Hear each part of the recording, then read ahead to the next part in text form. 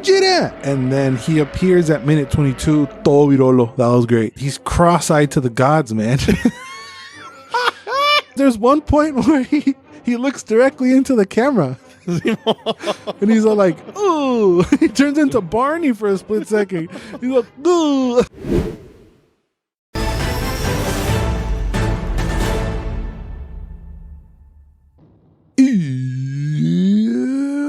Welcome to List. This is a show where we pluck a name out of our all-time movie watch list, watch it, and review it for your viewing pleasure. The movie we're scratching off the list is the 1954 original, very first ever of all the time, Gojira. American nuclear weapon testing results in the creation of a seemingly unstoppable dinosaur-like beast named Gojira. This is, of course, the very first ever Gojira movie.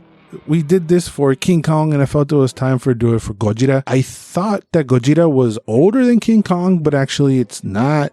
It came after King Kong, and it's actually heavily inspired because of King Kong. So because homies saw King Kong, they're like, oh, let's do that with giant lizards. Yeah, but doesn't it also have like something to do with post-war? The very first thoughts of it was because of the aftermath of the real life H-bombs.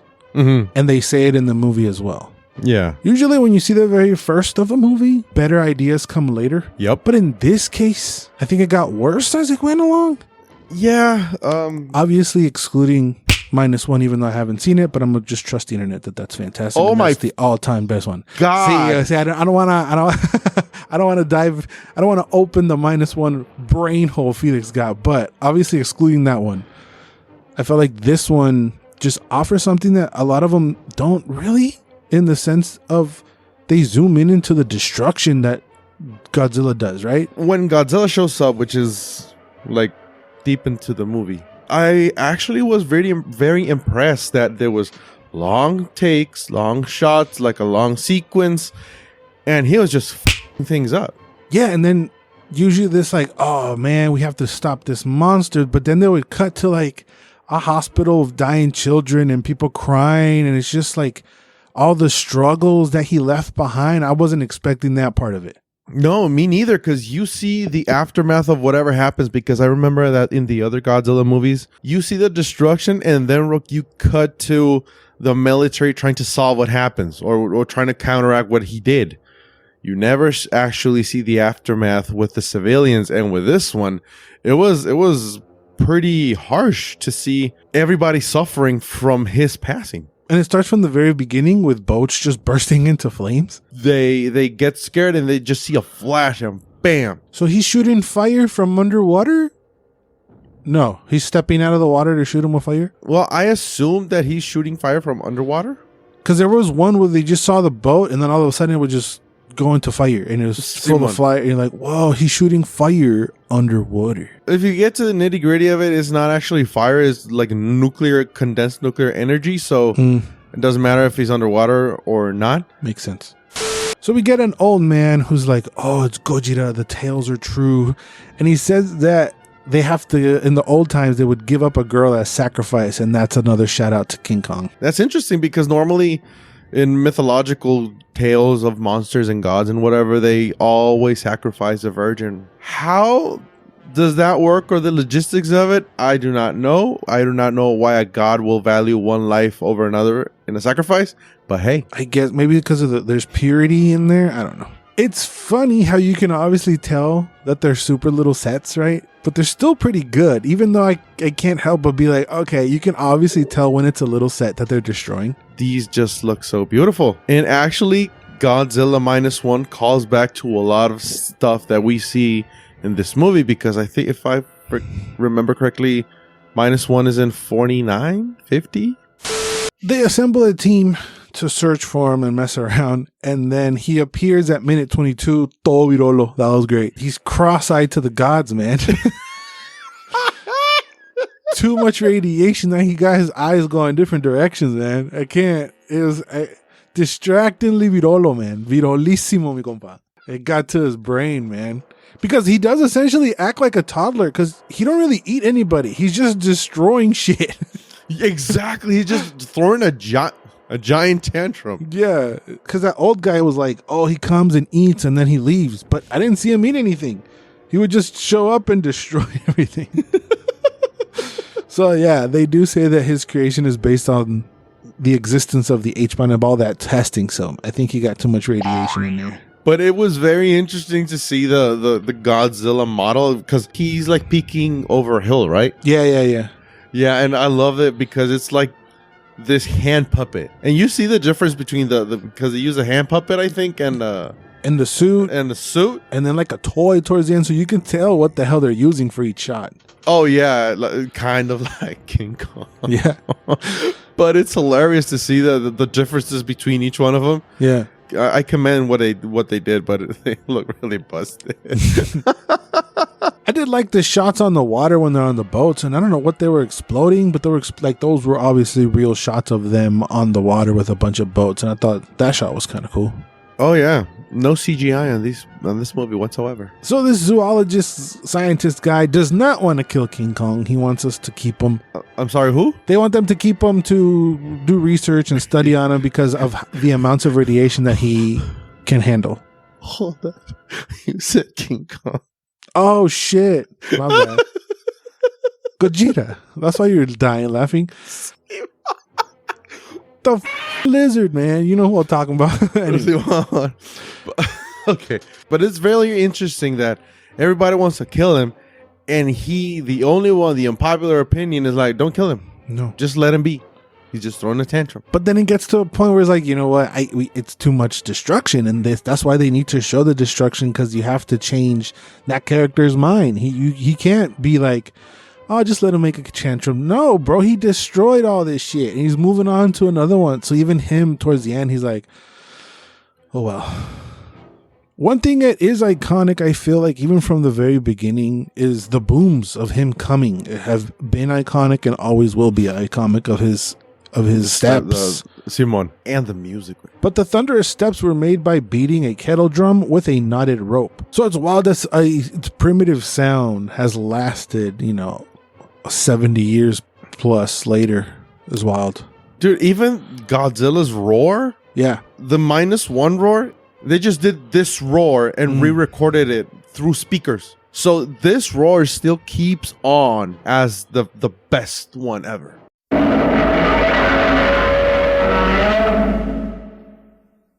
That's the tech where these people experimented on the most to make all these sounds. So it does make sense that he just did some wild shit to get to that sound. Then Miha's brother friend comes into the fray. He's this one-eyed scientist who gets involved, and he develops like a horrible way to kill fishies. Oh, Simon. I mean, we kind of see it with the girl's reaction. Yeah. Like, what the hell's happening? When he perfects it, it's like, oh, damn. Yeah, it works for a reason. This is where he attacks another town. And I think that the monster design really here, it is the first one, so it gets that kind of pass, and I have to bow down to how legendary it is. But again, when you see him attack the town, you can just totally tell it's a guy in a suit. You see when he breathes the atomic fire? Yeah. You see the little tiny tube where the vapor comes out. Yeah. It is hilariously endearing, and they love it. Yeah, it works. I still think it's a pretty good suit. Like, it looks really good, but it was hot as hell inside that suit. Actor Haruo Nakajima would frequently pass out inside the suit. Oh my God. Because the suit would reach up to 60 degrees Celsius or 140 degrees Fahrenheit due to the hot lights in the studio. And it wasn't uncommon for him for 1 cup of Nakajima sweat to be drained from the suit. The way that they would shot it and then like slow it down, it made me buy in even more. It was from 1954, so there's a lot of passes that you have to give to really enjoy this movie. If not, you're going to be like, it's whack, it's stupid. Because even I feel like the black and white came into play to add a cool effects, like without trying, I think. But it's funny, like we said, he just comes up out of the water, it up, and then dips. He goes back into the water. It's like, what are you doing, man? Well, it's a force of nature. It's a hurricane. The hurricane passes, don't give a f- and disappears. But again, I'm in the game. I got it. I bought a ticket. I'm watching it, right? You see one. But his Birolo eyes, man. Because there's one point where he looks directly into the camera. And he's all like, ooh. He turns into Barney for a split second. He's like, ooh. Like, I can't take you seriously, man. Like, because he looks like a goober, man. He looks too stupid. Like, they should have blacked out his eyes, because they would at sometimes when he was spitting fire, his eyes would be just completely black. And that effect worked way better than having me all crossed up. Oh, hell yeah, because it looks so menacing. There's a little bit of stop motion. There's like a stop motion car crash that was kind of cute. Speaking of the effects. But they were trying really not to use stop motion effects for the movie. They were trying to be as practical as they could, because it's expensive and it takes a lot of time. So I did find a couple of them, because they would blend some of the effects. At one time you could tell it's totally a guy in a suit. Then they would go to stop motion, and then they would go to something else, a puppet or something. And I'm sure that for the time it was pretty good. Like, people probably loved it back in the day. Like, you've never seen anything really like that. So you have nothing to compare, but we have 70 years of cinema to compare. As much as we try not to do that, I still respect it, give it its passes. But now for 2024, it's funny as hell. Oh, yeah. They would still produce cool effects. Like when he's standing there and there's a bunch of fire and you can see his silhouette in the background. That looks sick. Like, you feel that he's a force of nature. Yeah, you feel the destruction too. And then they go to that lady with the 3 kids. Oh, that was... Oh my God. She's like, oh, we're going to be reuniting with daddy soon. God damn. Yeah, I was like, no, senora. No, lady. Damn, You gotta run. Run, yeah. He's like giving up. But that's just, they're translating the hope that people felt right there. That was pretty wild. That was heavy right there. Like, as much as I was laughing of how Virolo he was, that brought me back to earth. Like, okay, yeah, this is actually not supposed to be funny. The fact that in the first Godzilla, you see him as what it is. He does not care about anything but his survival. And in the latter Godzillas, he's more like a hero, like a protector. And I have to say, I'm way more watching this. I think I'm way more of a fan of, he's not on our side. He's on his own side. Well, because it makes a little bit more sense. Yep. The TV tower guys made me laugh too, because they were just accepting their fates with a play-by-play. They were like, "Oh, here he comes! Oh, and we're going down. We're gonna die." They didn't do anything to run away. They just took it. They didn't care. If that wasn't as Japanese as you can get, I do not know what is. Yeah, doing their job until they die. That's my on. 100% committed to the work. And then at one point, he's trying to run away into the water, and then planes attack him, right? And I think these were piloted by stormtroopers, because even though it was cool, not a single rocket hit his ass. Not a single. But the whole thing, again, you could totally tell that it was a guy in a suit, and they were like shooting like rockets next to his head. That still looked pretty cool, in my opinion. I can't say nothing bad about this movie, Wayne. The human characters that normally in Godzilla movies I could not give a crap about. Yeah. Just give me the monsters. I was invested. The conflicted zoologist that didn't want the dinosaur to die, but then had to give in because he saw the effect he was having in Japan. The lady with the brother friend with the weapon, and he doesn't want to share the weapon because he don't want that to go into bad people's hands and they're going to misuse it. So, which ultimately that offers a gigantic, interesting premise, but then he eventually changes his mind because he sees some children singing on TV. So the brother friend and her boyfriend actually go down to deploy the oxygen destroyer to very sad music, and that hits you somewhere. You're like, oh no, Gojira gonna die. You start to feel a little bad for the Virolo monster. You start feeling bad for the Virolo monster, yes.